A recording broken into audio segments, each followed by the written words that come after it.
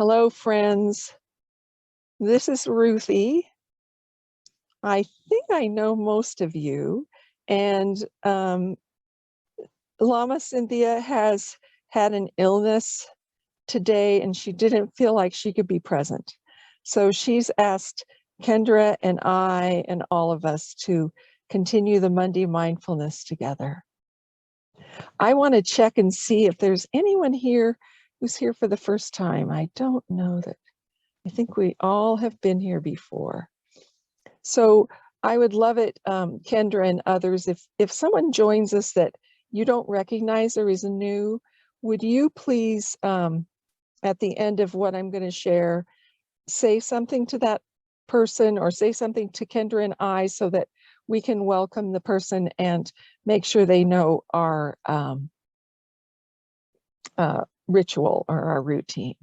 And then after I do a little bit of sharing, which is not a Dharma talk, it's a personal sharing. We'll do our regular Monday mindfulness, and Kendra's going to do the prayers and the bells. And then afterwards, just as always, we'll have a time for open sharing, which may or may not last till the top of the hour. So mindful of Cynthia tonight and her vitality and her core strength and her well-being. Just sending a moment of great love and gratitude for how much she has opened herself and opened the Dharma and the ways of the Buddha and the devotion and teachings to us.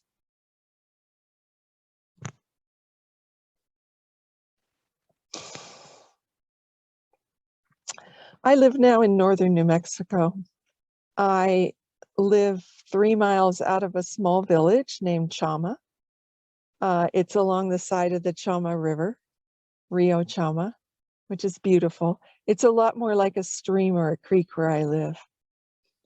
And I live off grid, and it's been a long time between the 1st of August when I knew I was supposed to live here and getting ready for living here in the winter, because it's a deep winter, which hasn't really come to us yet. And on this land, I steward an acre of land, is a herd of mule deer, beautiful deer. And I've seen them all the time since I've been here. They go between the river, which is to the west of me. Then they cross across the land and between the small houses that are here. And they cross a highway, which is a main highway in New Mexico. It's only 2 lanes here, but it's 60 miles an hour. And they go across the highway to the elk refuge, which is more grazing land.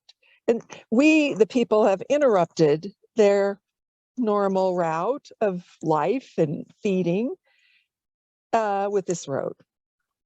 And I knew this, and I knew people hit deer on the road. And, you know, I know that the worst times for the deer being out and trying to cross the road is at dawn and dusk, that time between the light being bright, sunny, hot New Mexico and cold night. And we're in October, November, December. So I was driving back to my home from Pagosa Springs, Colorado, which is where I go to the doctor. It's about an hour's drive. And I was pushing it because I knew I wasn't going to be home until just about dusk. And I had seen elk and deer on both sides of the road the whole trip. And I know where the deer are pretty much along the road between the village and my home. And I'm almost home. And I'd seen deer, but they weren't on the road. And I got to where I could see my house from the highway, lived pretty close. And I'm just like, thank you, God, for getting me home. Thank you. And I kind of came to, and here is the herd crossing the highway. So I stopped and I went, oh, my herd, this is the herd. These are my familiars, and they're crossing the highway. And I've not ever seen like any deer with racks on them, but these were the, you know, mothers and the yearlings and whatever. So they cross across the road, and I'm like, oh, these are such beautiful deer. I was at a full stop. There wasn't much traffic. And then I accelerated And as I accelerated to about maybe, I don't know, 25 miles an hour, because I'm going to make a turn into the lane that goes to my house, a young deer comes, and she came right in front of my car. She came, I mean, it was like so fast. It was instantaneous. She just like bounded out of the little ditch and straight in front of my car, and I hit her. And she was on my driver's side. She'd gotten all the way across the car, but I hit her. And I'm like, oh my God. And I got myself in the car off to the side of the road, parked it, threw on the flashers, and got out immediately. And she's laying in the highway lane and didn't move. And I knelt down and I'm crying. And the only thing I could do was sing the Gayatri mantra. I just started singing that. And I just was so sad about hitting this deer. And I touched her. She let me touch her. I touched her and I touched her. First, I touched like her side. I didn't see anything terrible. I mean, it wasn't blood. And then I touched her head. She let me do it, and her eyes were open and she flicked her ears. So she was still alive. And I'm just crying and singing and crying and singing. I just didn't know what else to do. But the fact that it was a Gayatri mantra that came, I feel like is part of what I have learned on this path, on this Dharma path. Om Bhuva Swaha Tatsavitur Varenyam Bargo Divasya Dimahi Dhyayana Prachodaya. Over and over until I was one with this deer. And she was too big for me to move. I thought of my homeopathic remedy kit, and then I thought, don't go back to the car. Be the remedy this deer needs. Just be here and just be love. And then another part of my brain kicked in and said, Ruthie, you're at dusk on a main highway with a deer that's right close to death or is going to get up and walk away. But I don't think it's a good idea to just like stay here crying and singing. So I stood up and I knew I wanted to protect the deer. I didn't want somebody to run over her. So I went between her and the traffic. A car came up. A large man got out. He said, did you hit this deer? I said, I'm still crying, and saw me and go, yes, I hit the deer. He goes, well, lady, these things happen. And I'm going, and he says, I'll take care of it. And I said, are you going to shoot the deer? He goes, no.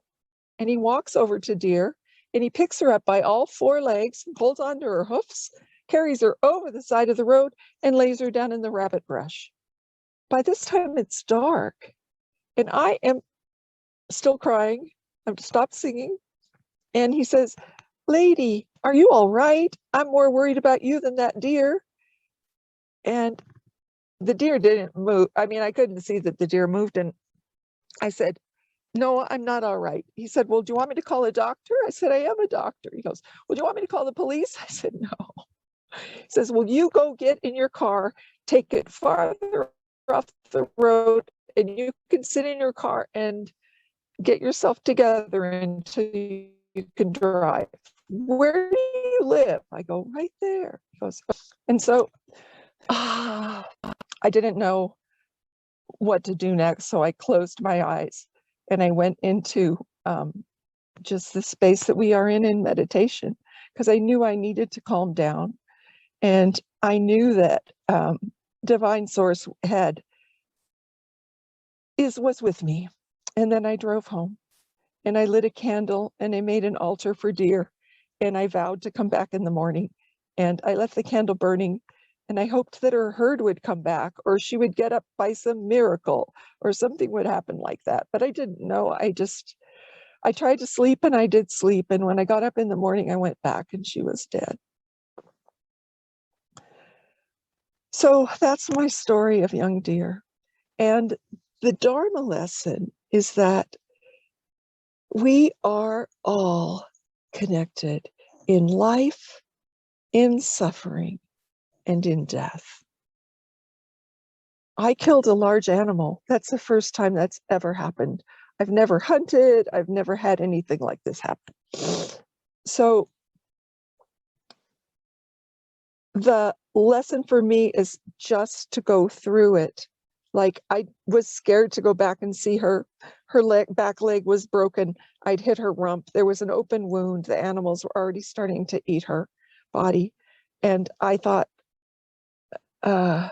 she's going back to nature. I chose not to have my friend come and dig a hole, which he would have done, and bury her body.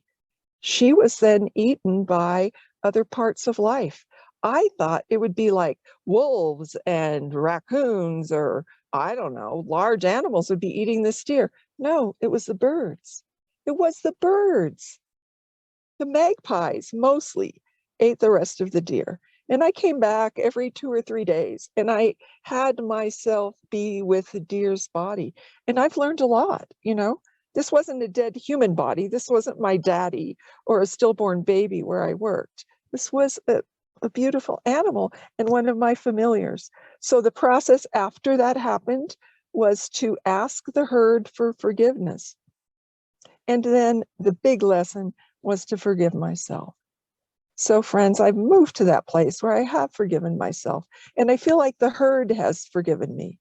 And that's a beautiful thing. It's a beautiful thing.